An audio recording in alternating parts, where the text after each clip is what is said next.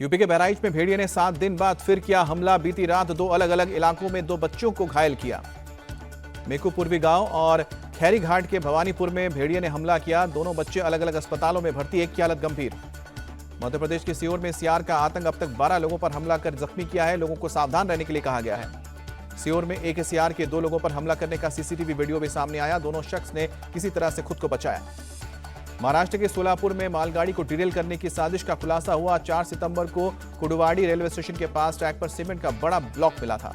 Maintenance का काम करने वाली टीम ने सीमेंट ब्लॉक को देखकर रेलवे अधिकारियों को जानकारी दी। शिकायत दर्ज होने के बाद सीआरपी के मामले की ओर से जांच की जा रही है। दिल्ली और एनसीआर में बारिश के बाद लोगों की परेशानी बढ़ी। कई जगहों पर लंबा जाम लगा। गुजरात के महसाना में हुई झमाझम बारिश, जल जमाव से आवाजाही पर असर। शिमला की सजौली मस्जिद विवाद को देखते हुए प्रशासन का बड़ा कदम। अवैध निर्माण के खिलाफ प्रदर्शन की इजाजत नहीं मिली। इलाके के धारा 163 लागू किया गया है।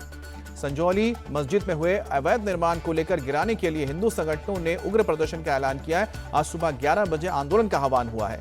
प्रदर्शन को देखते हुए संजौली में सुरक्षा बलों ने मोर्चा संभाल रखा है। पुलिस ने कई रास्तों में बैरिकेडिंग भी कर दी है। रेप हत्याकांड के खिलाफ कोलकाता में जूनियर डॉक्टर्स की हड़ताल जारी। सुप्रीम कोर्ट की डेडलाइन के बावजूद काम पर नहीं लौटे जूनियर डॉक्टर, हो सकती है कार्रवाई। आज दिल्ली में रेजिडेंट डॉक्टर्स भी करेंगे मार्च। अब तक न्याय नहीं मिलने पर डॉक्टर्स का भी फूटा गुस्सा।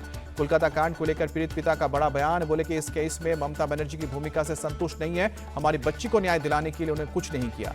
आजीकर मेडिकल कॉलेज के पूर्व प्रिंसिपल संदीप घोष की और संपत्तियों का पता चला। छापेमारी में कई 4 फ्लैट, 2 घर और 1 फार्म हाउस के कागजात भी बरामद हुए हैं। जम्मू के अखनूर इलाके में देर रात फायरिंग। पाकिस्तान की गोलीबारी में बीएसएफ का एक जवान घायल। अलर्ट पर है सुरक्षा एजेंसी।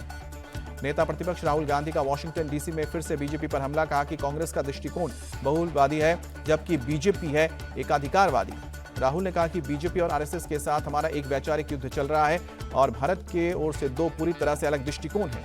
पाकिस्तान के साथ बातचीत के मुद्दे पर राहुल ने मोदी सरकार की पॉलिसी का किया समर्थन। कहा कि हमारे देश में पाकिस्तान आतंकी हरकतें करके ये स्वीकार नहीं कर सकते हैं। आरक्षण के मुद्दे पर राहुल गांधी ने दी सफाई। कहा कि उनके बयान को गलत तरीके से लिया गया है। आरक्षण के खिलाफ नहीं है। आरक्षण को 50% की सीमा से आगे ले जाएंगे। वॉशिंगटन डीसी में कुछ अमेरिकी सांसदों से भी मिले राहुल गांधी। कई मुद्दों पर चर्चा की। अमेरिका में राहुल गांधी से मिले कर्नाटक के deputy CM DK Shivakumar. Washington DC में अपनी पत्नी के साथ मुलाकात की।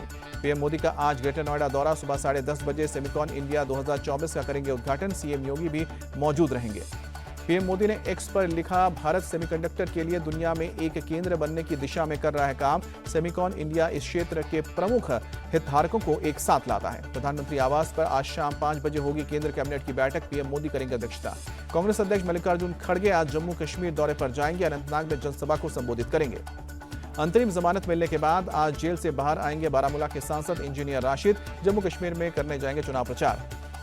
हरियाणा के पूर्व गृह मंत्री अनिल विज आज अंबाला कैंट से नामांकन भरेंगे। बीजेपी के कई और उम्मीदवार अपनी अपनी सीट से आज नॉमिनेशन भरने जा रहे हैं।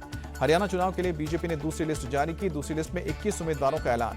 जुलाना से विनेश फोगाट के खिलाफ कैप्टन योगेश बैरागी को उतारा गया। रोहतक से मनीष ग्रोवर को मिला टिकट। बीजेपी की दूसरी लिस्ट में 2 मुस्लिम कैंडिडेट भी। फिरोजपुर जिरका से नसीम अहमद और पुन्हाना से एजाज खान को बनाया कैंडिडेट। हरियाणा विधानसभा चुनाव के लिए आम आदमी पार्टी ने देर रात जारी की उम्मीदवारों की तीसरी लिस्ट। 11 उम्मीदवारों के नाम का ऐलान किया। आम आदमी पार्टी ने भूपेंद्र सिंह हुड्डा के खिलाफ प्रवीण खुसानी को मैदान में उतारा। पार्टी अब तक 40 उम्मीदवारों के नामों का ऐलान कर चुकी है। बिहार में आरजेडी नेता तेजस्वी यादव की आभार यात्रा का आज दूसरा दिन। समस्तीपुर, रोसड़ा, कल्याणपुर, वारिसनगर और हसनपुर के कार्यकर्ताओं से मिलेंगे। सपा चीफ अखिलेश यादव का योगी सरकार पर हमला। कहा कि बीजेपी राज में एनकाउंटर के आंकड़े गैर कानूनी, ये नाइंसाफी और पीडीए के खिलाफ या न्याय का आंकड़ा है। बिहार में वंदे भारत ट्रेन पर हुई पत्थरबाजी। जमशेदपुर से पटना के बीच ट्रायल रन के दौरान कुछ अज्ञात लोगों ने ट्रेन पर पत्थर फेंका। यूपी के मदरसा एक्ट पर इलाहाबाद हाईकोर्ट के फैसले पर आज सुप्रीम कोर्ट में सुनवाई। इलाहाबाद हाईकोर्ट ने मदरसा एक्ट को असंवैधानिक घोषित किया था।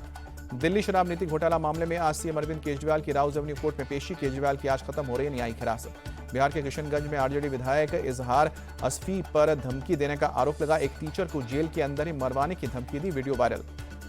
देहरादून छेड़खानी की वारदात के बाद पुलिस ने दुकानदारों का वेरिफिकेशन भी शुरू किया। सीएम धामी के निर्देश पर वेरिफिकेशन कराया जा रहा है। कुशीनगर में ऑर्केस्ट्रा डांसर को अगवा करने वाले 2 आरोपियों ने माफी मांगी। पुलिस ने एनकाउंटर के बाद गिरफ्तार किया। 6 को पहले भेजा गया जेल। महाराष्ट्र के बीड में बिल के पैसे मांगने पर कुछ लोगों ने होटल के वेटर को ही कार के साथ घसीट दिया, वीडियो वायरल हुआ। दिल्ली के करोल बाग में करंट लगने से एक व्यक्ति की मौत, बारिश के चलते बिजली के खंभे में करंट आया था। पैरालंपिक पदक विजेताओं को खेल मंत्रालय का तोहफा, गोल्ड मेडल जीतने वालों को 75 लाख, सिल्वर मेडल जीतने वालों को 50 लाख और ब्रॉन्ज मेडल जीतने वालों को 30 लाख का इनाम मिलेगा।